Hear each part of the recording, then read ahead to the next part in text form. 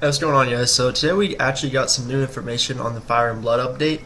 Basically, they're going over the Emperor's Tomb and the new dungeon called Ransacked Treasury. So those are the two things we're going over today. We did get information on other stuff, unfortunately, yet, but of course, within the next week or two, we will know. So first things first, the Emperor's Tomb. Basically, this is just part of the storyline, and you have to find him in the tomb, and then just complete the storyline part of it. It's like a side story type thing, or I guess you could call it the main storyline, whatever you want to call it. But it's not a dungeon or anything like that. Originally, I actually thought it was a dungeon, but it's not. So you just complete this kind of like instance area of the story, and then once you finish this area, you can go unlock Ransacked Treasury. Now this is the bid dungeon. It's a 6-man, heroic dungeon. It's a recommended level for Hamun 16.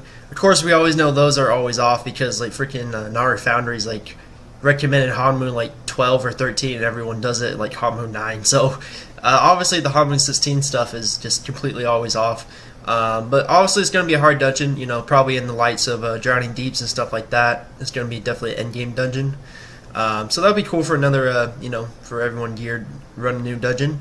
So basically the best part is we finally get to see what are some things we can actually get from the dungeon. So one of the core things, of course, is the Helion necklace. This is another one of the set of like the Helion ring, everything. Basically, it's a PvP necklace. I'm not sure if they have the PvE version too. I know they're adding PvE and PvP versions of them, but they don't give, I guess, like elemental damage or something like that on the PvE version. But basically, this is kind of more, I would say, for 6v6 players, people who want the Helion accessories to do 6v6.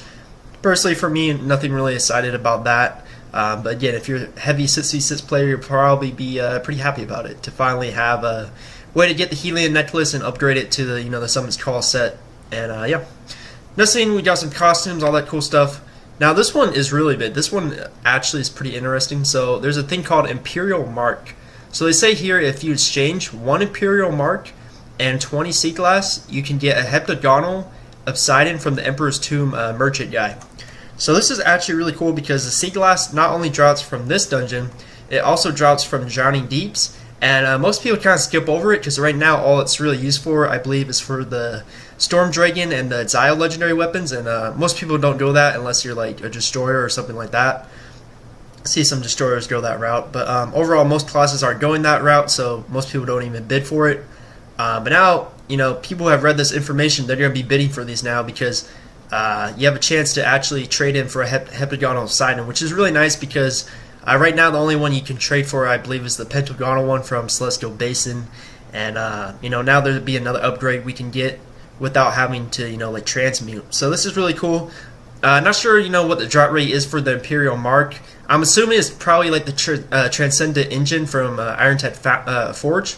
So it's probably a pretty low drop rate, unfortunately, but still, it's cool that they're adding another option. So you'll need one of those and then 20 sea glass.